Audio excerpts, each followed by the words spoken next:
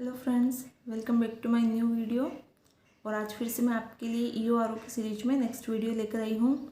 देखिए फ्रेंड्स, कल हमने जो पढ़ा था वो अध्याय 5 कंप्लीट कर लिया था और धारा कहाँ से कहाँ तक थी, तो 76 से लेकर 89 के तक थी। ठीक है, अब आज हमारा जो अध्याय रहने वाला वो अध्याय 7 है, जिसका नाम है नगरपालिका का राजस्व। और धारा 101 से लेकर 140 तक ये रहने वाली है। अब आप लोग सोच रहे होंगे कि मैडम सीधा 5 से 7 पर कैसे पहुँच गए।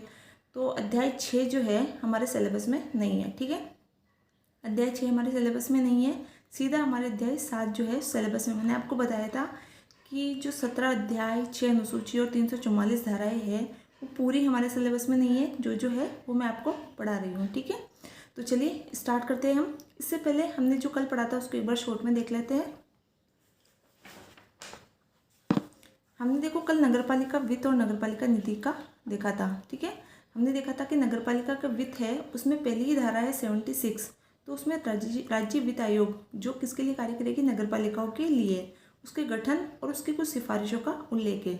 अब मान लीजिए उसका गठन हुआ और वो सिर्फ कुछ सिफारिशें करती है, तो उन सिफारिशों का क्रियान्वयन भी किया जाएगा।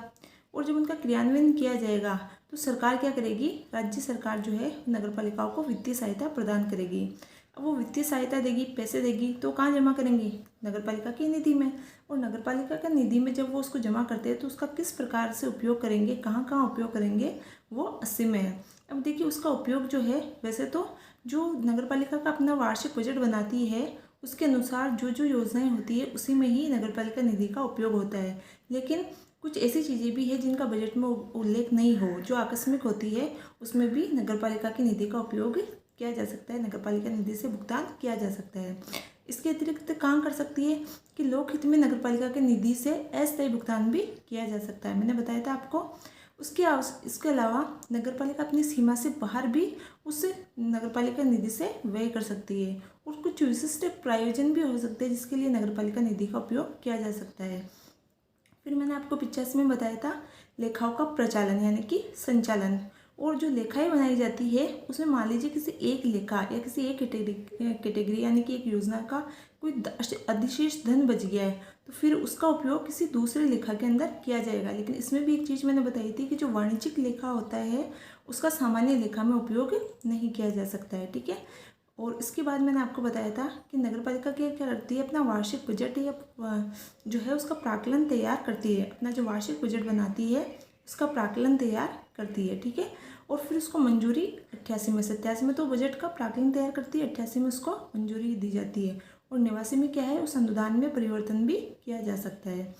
फिर निवासी के में मैंने बताया था कि निवासी है एक तो नगरपालिका के, फिर ऊपर से के यानी कि उससे भी छोटा है, यानी कि गरीब है, पिछड़े हुए हैं, तो उनके लिए आधारभूत सेवा निधि का उल्लेख जो है वो निवासी के अंदर है। ठीक है, चलिए हम आज का स्टार्ट करते हैं। इसकी जो मैंने अभी शॉर्ट में बताया उसकी डिटेल अगर आपको देखनी हो तो इससे पहले का जो वीडियो है उसको देखा, क्योंकि उसमें मैंने उसको कंप्लीट डिटेल से समझा रखा है। ठीक है, चलिए स्टार्ट करते हैं। आज का जो अध्याय है, देखिए ये बहुत बड़ा है तो हम इसको छोटे छोटे भागों में बांट के पढ़ेंगे। आज जो मैं लेकर आई हूँ क्लास वो बहुत ही ईजी है, मतलब मैं आपके लिए इतना ईजी बना दूंगी उसको कि आपको याद रहेगी वो। ठीक है, देखिए हम 101 से स्टार्ट करते हैं। 101 हम किसी को शगुन देते हैं 101 का, तो ये याद रह जाएगा कि अध्याय 7 है और 7 में भी क्या है, राजस्व है। से राजस्व है, नगरपालिका का राजस्व है किसमें, 7 के अंदर। अब राजस्व की बात हो रही है भाई, पैसों की बात हो रही है, तो राजस्व कैसा है, उसका आंतरिक राजस्व होगा। राजस्व कैसा है, आंतरिक राजस्व है, नगरपालिका का आंतरिक राजस्व है। ठीक है, तो 101 रुपये के शगुन से याद रखिएगा कि आंतरिक राजस्व है भाई, जो भी शगुन आते हैं वो क्या उसके आंतरिक राजस्व है। तो 101 में आंतरिक राजस्व है। बस आपको ये एक चीज़ याद रखनी है, आगे 101 से लेकर 110 तक 112 तक आपको कोई दिक्कत नहीं आएगी, सिर्फ एक याद रखना है, 101 में क्या है, आंतरिक राजस्व है। अब देखिए आंतरिक राजस्व में आपको पूछ ले कि क्या क्या आता है भाई, आंतरिक राजस्व है तो उसमें क्या क्या आता है, कैसे होता है आंतरिक राजस्व। तो आंतरिक राजस्व हम जो इंक्लूड करते हैं वो होता है एक तो कर, जो टैक्स लगाते हैं उससे जो आय प्राप्त होती है वो आंतरिक राजस्व में होती है। एक जो उपभोक्ता प्रदाय होता है यानी कि यूजर चार्ज होता है वो आंतरिक राजस्व में होता है। और एक फीस और जुर्माना जो होता है वो भी आंतरिक राजस्व में होता है। देखिए इनको जो डिटेल से समझा तो मैं दूंगी आपको, इसको शॉर्ट में मैं बता देती हूँ आपको थोड़ा थोड़ा, फिर आपको डिटेल में और समझा दूंगी कि आंतरिक राजस्व है किसी भी नगर पालिका का, तो जो भी वो टैक्स लगाती है वो उसकी आंतरिक राजस्व में आता है। उपभोक्ता प्रदाय का मतलब होता है यूजर चार्ज। देखिए आप इसको इंग्लिश में याद रखिएगा, यूजर चार्ज। यूजर चार्ज से ही आपको समझ में आ रहा होगा कि आप कुछ यूज़ कर रहे हैं तो उसका चार्ज तो आपको देना ही होगा। यानी कि मान लीजिए नगर पालिका की जो गाड़ी होती है कचरे वाली, वो आती है, वो आपका कचरा लेके जाती है, साफ़ सफाई रखवाती है, तो वो इसके बदले में कुछ ना कुछ तो आपसे चार्ज लेगी ना। तो वो ऐसे जो चार्ज होते हैं वो किस में आते हैं, यूज़र चार्ज के अंदर। फिर मान लीजिए आप कोई नगर पालिका से कोई सुविधा ले रहे हैं, मान लीजिए आपकी जन्म मृत्यु का पंजीकरण करवा रहे हैं, तो उससे अगर आपको वहाँ से प्रमाण पत्र या कुछ मिल रहा है तो वो फीस तो लेती है ना। देखा आपने कभी जन्म मृत्यु पंजीकरण करवाते तो उसकी फ़ीस लेती है। तो और मान लीजिए कोई फीस, किसी चीज़ की फ़ीस लेनी है और अगर आप उसका फ़ीस नहीं देते हो तो फिर उसका जुर्माना आपको भरना पड़ता है। ठीक है, तो ये चीज़ें होगी कि कर से और उपभोक्ता प्रदाय यानी कि यूजर चार्ज से और फीस और जुर्माने के माध्यम से नगर पालिका का क्या तैयार होता है, आंतरिक राजस्व।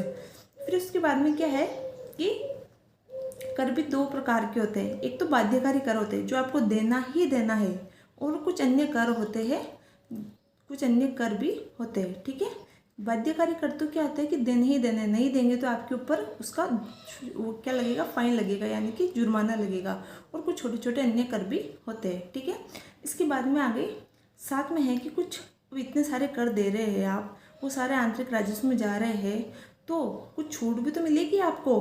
देखिए इसके अलावा इसमें 106 के अंदर और है कि जैसे ये यूजर चार्ज होता है वैसे ही एक डेवलपमेंट चार्ज होता है। मान लीजिए आपकी नगर पालिका में कुछ डेवलपमेंट हो रहा है, मतलब या आप कुछ डेवलपमेंट कर रहे हैं, कुछ किस भवन का निर्माण कर रहे हैं, कुछ और चीज़ बना रहे हैं, तो आपसे डेवलपमेंट चार्ज भी लिया जाएगा। वो किस में आता है, 106 में। फिर इतने सारे आप चार्ज दे रहे हैं तो उसको उससे कुछ ना कुछ छूट तो आपको मिलनी है। भाई इतने सारे चार्ज दे रहे हैं तो कुछ तो छूट दो हमें, तो वो किस में आ जाएगी, 7 के अंदर। फिर 108 के अंदर है कि छूट मिल गई लेकिन जिन करों से छूट नहीं मिली है उन पर कर अधिरोपण, उन चीज़ों पर कर अधिरोपण की प्रक्रिया क्या होगी। तो कर अधिरोपण पूर्व की प्रक्रिया किसमें, 108 में। और फिर कर अधिरोपण यानी कि टैक्स लगाने से पहले की प्रक्रिया और टैक्स लगाना किसमें है, 109 के अंदर। ठीक है, फिर टैक्स लगा दिया तो टैक्सों में लगाने में कुछ परिवर्तन भी, उसको कम भी किया जा सकता है, उसको बढ़ाया भी जा सकता है। तो उसमें परिवर्तन किसमें है, 110 में। अब मान लीजिए कोई टैक्स है तो उसको कुछ समय के लिए स्थगित कर सकते हैं, या फिर मान लीजिए कोई गलत टैक्स है तो उसको समाप्त भी किया जा सकता है, या उसको कम ज़्यादा या सुधार भी किया जा सकता है। तो ये कार्य कर कौन सकती है, राज्य सरकार। ये शक्ति किसकी है, राज्य सरकार की।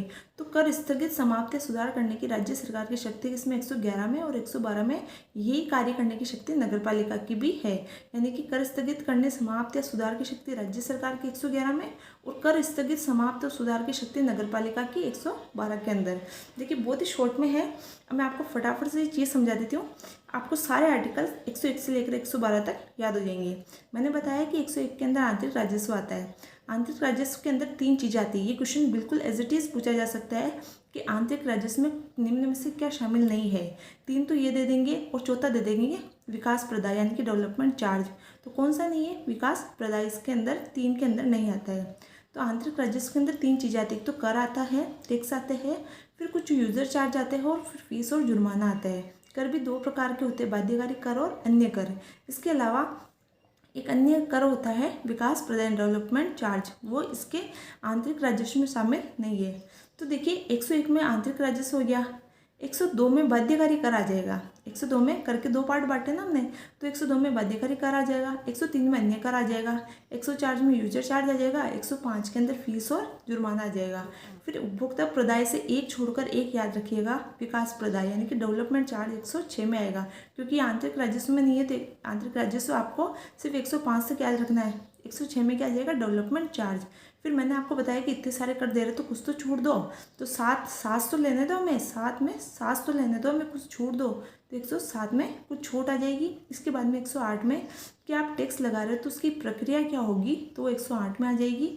फिर 109 के अंदर कर लगाना और 110 के अंदर करों में परिवर्तन यानी कि उसको कम या ज़्यादा करना। और ये कम या ज़्यादा करने की जो राज्य सरकार की शक्ति है वो 111 में और 112 में नगर पालिका की शक्ति। देखिए कितनी सिंपल तरीके से 101 से लेकर 112 तक आपको याद हो चुका है। ठीक है, अब इसकी हम थोड़ी सी डिटेल देख लेते हैं। 101 में मैंने आपको बताया आंतरिक राजस्व है, इसमें और कुछ याद नहीं रखना है, ये याद रखना है कि इसके प्रमुख स्रोत क्या है। इससे आपसे सीधा क्वेश्चन पूछ सकते हैं। तो पूछ लेंगे कि आंतरिक राजस्व का उल्लेख कौन सी धारा में है, या फिर आंतरिक राजस्व के अंदर के स्रोत क्या है। फिर 102 में मैंने आपको बताया बाध्यकारी कर होते हैं। ये कुछ बाध्यकारी कर है जो आपको याद रखना है, क्योंकि इनमें से क्वेश्चन एक तो ये पूछ सकते हैं कि बाध्यकारी कर का उल्लेख कौन सी धारा में है। तो 102 के अंदर देखो 102 दो भाई देना ही है तुम्हें, दो 102 दो क्या दो बाध्यकारी कर, ठीक है। तो राजपत्र के अंदर सूचित दर और तारीख कौन करता है, सूचित दर और तारीख तो राज्य सरकार करती है। तो राज्य सरकार द्वारा राजपत्र में सूचित फिक्स दर और फिक्स तारीख से ही वो नगर पालिका कर ले सकेगी। ये बाध्यकारी कर होते कौन कौन से हैं, तो देखिए ये कर आपको याद रखने हैं। हो सकता है इनमें से कोई 3 दे के चौथा अन्य कर में से दे दे, तो आपको ये बाध्यकारी कर जो है वो याद रखिए 6। इसके अलावा जो भी देंगे वो अन्य कर में शामिल हो जाएगा, ठीक है। तो कौन कौन से होते हैं बाध्यकारी कर कि नगरपालिका की सीमा के भीतर मान लीजिए कोई भूमि है, कोई प्लॉट वगैरह है, कोई भवन है तो उस पर कर लगता है। नगरपालिका जो होती है उसकी सीमा के भीतर हमारी कोई भूमि है, कोई प्लॉट वगैरह होते हैं, हम लेते तो टैक्स लगते हैं ना उसके ऊपर, और कोई भवन का निर्माण करते हैं तो भी उस पर टैक्स लगते हैं। मान लीजिए नगरपालिका की सीमा के भीतर आप कोई रोजगार कर रहे हैं, कोई वृत्ति है, कोई व्यापार कर रहे हैं, कोई आजीविका का आपका साधन है, नियोजन कर रहे हैं, तो उस पर क्या होगा, उस पर भी कर लगेगा। नगरपालिका की सीमा के भीतर सड़कों, पुल और घाटों पर भी पथकर लगता है। कौन सा पथकर लगता है, कैसे लगता है, देखिए कभी आप अजमेर आए हो तो अजमेर में आप कभी पुष्कर जाना, पुष्कर में जाते वक्त बीच के अंदर घाटी के अंदर वो जो दोनों तरफ रहते हैं ना खड़े हुए, जो बाहर से आने वाली गाड़ी, स्थानीय लोगों से नहीं लेते हैं, लेकिन जो बाहर से जो पर्यटन आते हैं या जो धार्मिक स्थल के दर्शन के लिए आते हैं तो उनसे क्या लिया जाता है, वहाँ के उसके लिए पथकर लिया जाता है सड़कों से, और जो पुल बनाते हैं उन पर लिया जाता है, जो घाट होते हैं उनसे भी क्या लिया जाता है, पथकर लिया जाता है, ठीक है। फिर है प्रदूषण नियंत्रण कर कि क्या होता है, जैसे मान लीजिए नगरपालिका के अंदर कोई उद्योग चल रहा है, कोई है संस्था या कोई व्यक्ति है जो उद्योग चलाता है, तो उससे धुआं निकलेगा, सबशिष्ट पदार्थ निकलेंगे, तो उससे क्या होगा, पर्यावरण प्रदूषण होगा। अब वो पर्यावरण प्रदूषण खुद तो नियंत्रित नहीं करेगा, वो तो प्रदूषण कर रहा है, लेकिन उसको नियंत्रण कौन करेगी, नगरपालिका करेगी। तो नगरपालिका उस व्यक्ति से इस प्रदूषण नियंत्रण का क्या लेगी, कर लेगी। और कोई मान लीजिए कोई अपना धंधा चलाना चाहता है तो वो क्या करता है, नगरपालिका के देखा आपने होर्डिंग लगे रहते हैं जगह जगह, तो विज्ञापन लगे हुए रहते हैं, तो उन विज्ञापनों पर भी क्या लगता है, कर लगता है। और कुछ ऐसे कर भी होते हैं जो संविधान के अधीन अधिरोपित होते हैं, यानी कि ऐसे कर जो संविधान के द्वारा लगाए जाते हैं, वो सभी कर किस में आएंगे, बाध्यकारी में, यानी कि संविधान के द्वारा लगाए गए कर तो बाध्यकारी है ही है, इसके अलावा ये कुछ कर जो है ये भी बाध्यकारी है। ये 6 कर याद रखिएगा, इसके अलावा जो भी अन्य दूसरा कर दे दे वो अन्य कर में शामिल हो जाएगा, ठीक है। अब देखिए संविधान के द्वारा अधिरोपित कर कौन से है, तो जो आपने पढ़ा होगा पंचायती राज और नगरपालिका शासन, ठीक है। तो उसके अंदर देखा है आपने जो पंचायती राज है उसमें 243H के अंदर उसको कर अधिरोपण की शक्ति है, और 243X के अंदर नगरीय शासन के अंदर कर अधिरोपण की शक्ति है, ठीक है। फिर 102 के अंदर एक चीज़ और याद रखनी है कि या तो सभी नगरपालिकाओं में जो टैक्स लगाने की जो दर होती है वो या तो समान होगी या फिर अलग अलग हो सकती है। तो कैसे होगी, क्योंकि जैसे उनकी आवश्यकता होगी, जैसी नगरपालिका की आवश्यकता होगी, सरकार उसी के अनुरूप उनकी दर समान या अलग अलग रख सकती है, ठीक है। तो बाध्यकारी कर मैंने समझा दिया। फिर 103 में अन्य कर जो अधिरोपित किए जाएंगे, यानी कि इनको छोड़कर जो भी अन्य कर है वो सब किस में आ जाएंगे, अन्य अधिरोपित कर के अंदर आ जाएंगे। अब ये कौन कौन से हो सकते हैं, देखिए तो मैं आपको बता दूं कि जो अन्य कर होते हैं उसमें आप देखिए सुन लीजिए, बस आपको समझ में आ जाएगा कि अन्य कर कैसे है। तो जैसे कोई वाहन चल रहे हैं, मगर नगरपालिका की सीमा के भीतर कोई वाहन होते हैं तो उन पर कर लगता है। कोई नौकाएं हैं, नौकाओं से मतलब आपने कभी झीलें वगैरह जो होते हैं ना, जैसे कि आपने अजमेर के अंदर आना सागर झील है, या फिर आप कोलायत चले जाओ वहाँ पर भी झील है, और या फिर आप उधर माउंट आबू चले जाइए वहाँ पर नक्की झील है। तो उसके अंदर जो नौकाएं चलती है तो वो क्या करती है, टेंडर देती है। तो जो नगरपालिका होती है वहाँ की, या जो नगर निगम होती है, वो नौकाओं के लिए एक व्यक्ति को टेंडर दे देती है, तो उस पर क्या लगाती है, वो कर ही लगाती है एक तरीके से, ठीक है। वो कॉन्टैक्ट कर लेती है एक व्यक्ति से, वो जो नौकाएं चलाता है उससे, तो वो क्या होता है, एक प्रकार का कर होता है, ठीक है। जो नौकाएं होती है या फिर जो वाहन होते हैं उन पर कर लगाते हैं। रोड लाइटें लगा रहे हैं आपके, उन पर कर होता होगा। नगर पालिका में आपकी कोई सभाएँ कर रहा है तो उस पर कर होता है, आपके नगर पालिका क्षेत्र में कोई पर्यटन स्थल है, कोई तीर्थ स्थल है, उस पर यात्री आ रहे हैं, तो मैंने आपको बताया कि वो जो लगा के वो खड़े रहते हैं आदमी, जो टैक्स लेते हैं जो बाहर से आने वाले लोगों पर, तो वो तीर्थयात्रियों से भी क्या लिया जाता है, टैक्स लेते हैं। जैसे आप कहीं बाहर घूमने जा रहे हैं तो आपसे भी तो लिया जाता है, कभी जाके देखिएगा। उसके अलावा जो विज्ञापन के लिए होर्डिंग वगैरह लगाते हैं तो उससे भी क्या लिया जाता है, कर लिया जाता है। कोई अग्नि कर लिया जाता है, ठीक है। और कोई गैर आवासीय भवन है तो वहाँ पर भी क्या पार्किंग की सुविधा की, आपने देखा जगह जगह नगर पालिका की तरफ से पार्किंग सुविधा होती है, तो वहाँ पर पार्किंग का भी एक कर लिया जाता है। इसके अलावा कुछ स्टाम्प शुल्क भी लिया जाता है। ये याद रखिएगा कि स्टाम्प शुल्क जो होता है वो 10% से ज़्यादा नहीं हो सकता है, ठीक है। तो स्टाम्प शुल्क लिया जाता है, ठीक है। और ऐसे कर इसके अंदर ऐसे कर नहीं आते, मतलब जो संविधान के अनुसार जो कर आते हैं वो इसमें अन्य करों के अंदर शामिल नहीं होते, ठीक है। ये याद रखिएगा आप, ठीक है। तो चलिए नेक्स्ट देखते हैं। अन्य कर समझ में आएगी आपको, छोटे मोटे जो भी अन्य कर होते हैं वो सब इसमें आ जाते हैं। ये मेन कर है जो आपको बाध्य कर याद रखने हैं। 103 में बस इतना याद रखना है कि अन्य कर किस में है, 103 के अंदर है।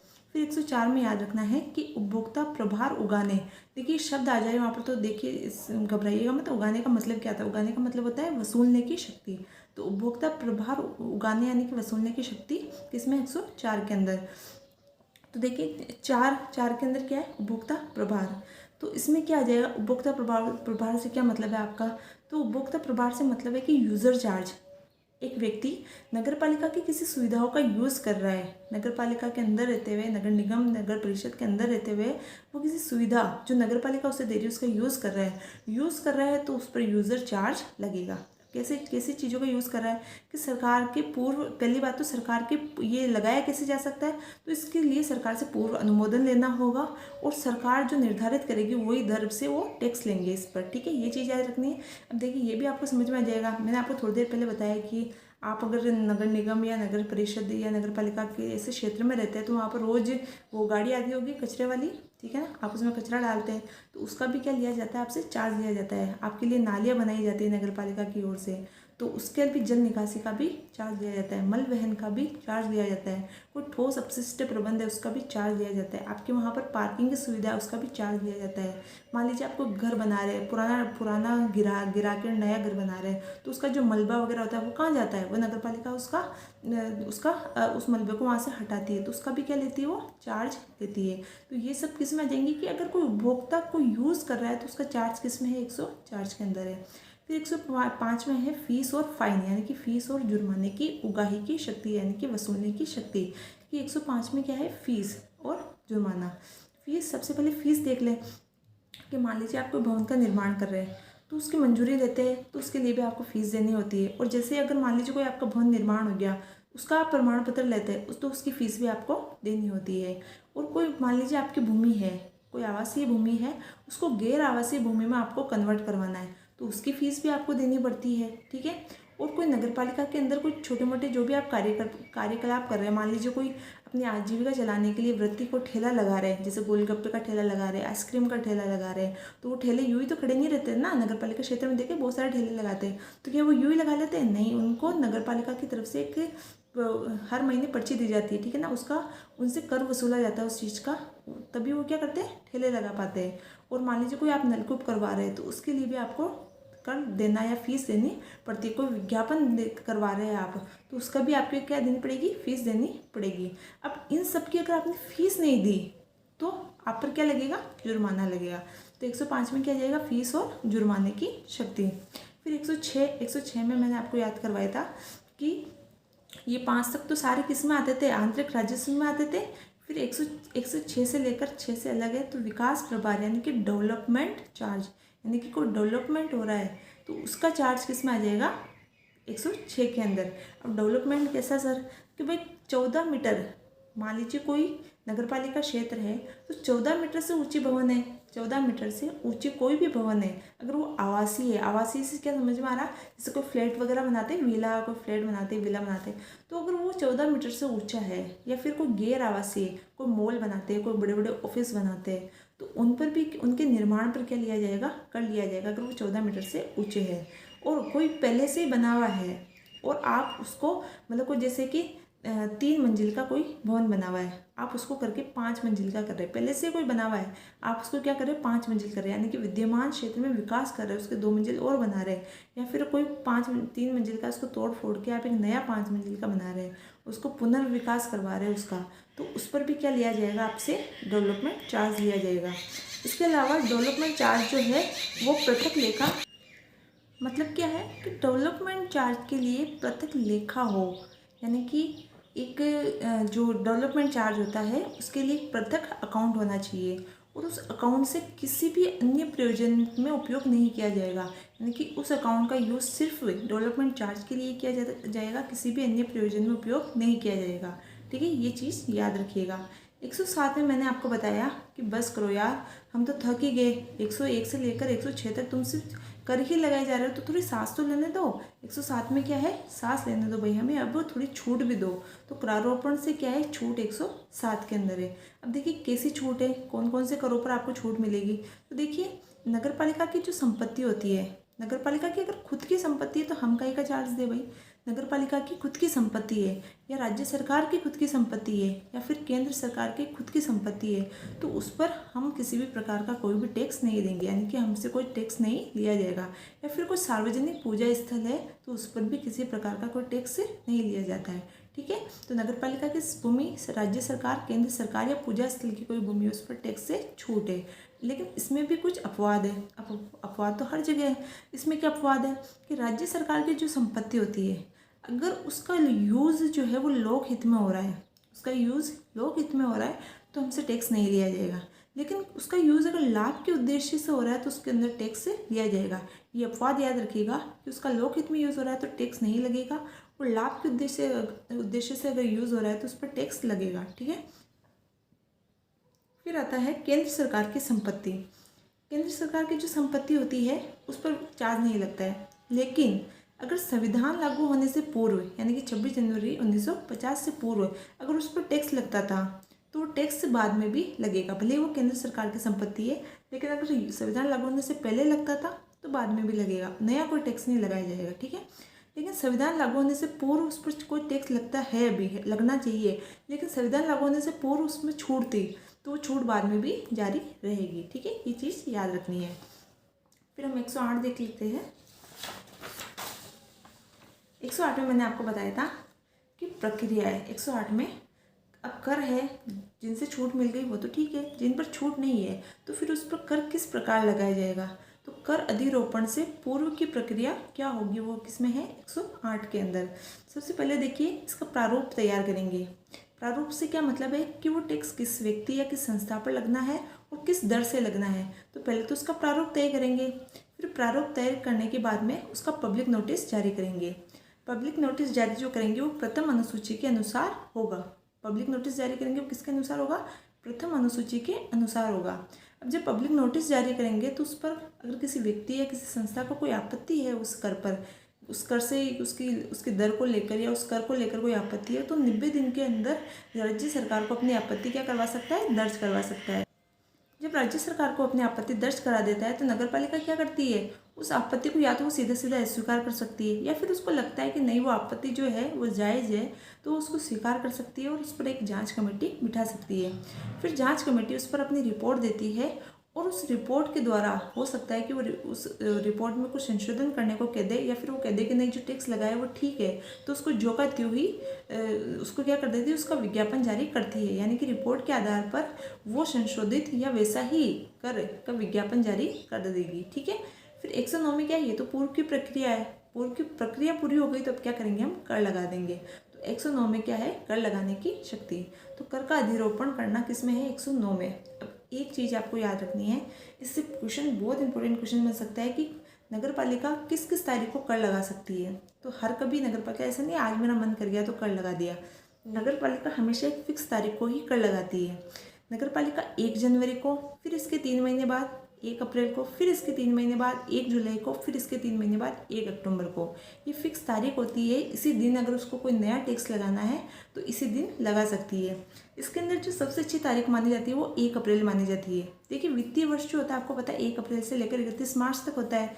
तो अगर वो 1 अप्रैल को टैक्स लगाती है तो उसका पूरे वित्तीय वर्ष यानी कि 1 साल का उसको टैक्स मिलेगा। लेकिन अगर वो 1 जनवरी से कोई टैक्स लगाती है, मान लीजिए 1 जनवरी से लगाया, तो कब तक लगेगा? जनवरी, फरवरी, मार्च और अप्रैल, सॉरी जनवरी, फरवरी और मार्च, क्योंकि 31 मार्च तक ही होता है वित्तीय वर्ष, तो वो सिर्फ 3 महीने चलेगा। 1 जुलाई को लगाती है तो जुलाई, अगस्त, सितंबर, अक्टूबर, नवंबर, दिसंबर, जनवरी, फरवरी और मार्च, फिर मार्च तक ही चलेगा। अक्टूबर में लगाती है तो फिर वही आगे के महीने यानी मार्च तक ही लगेगा। अगर 1 अप्रैल को लगाती है तो 31 मार्च तक पूरा एक वित्तीय वर्ष होता है, और इनमें वित्तीय वर्ष पूरा नहीं होता है, इसलिए सबसे अच्छा जो तारीख मानी जाती है टैक्स लगाने की वो 1 अप्रैल को माना जाता है। ठीक है, इसके अलावा क्या है, ये तो तारीख होगी कि इसी दिन कर लगाएगी, और इसके अलावा मान लीजिए कोई कर है वो एक फिक्स तारीख तक लगाया जाता है कि इतने साल के 10 साल या 5 साल, कुछ फिक्स कर की एक समयावधि है, वो समाप्त हो जाएगी तो उसके बाद में वो कर नहीं वसूलेगी।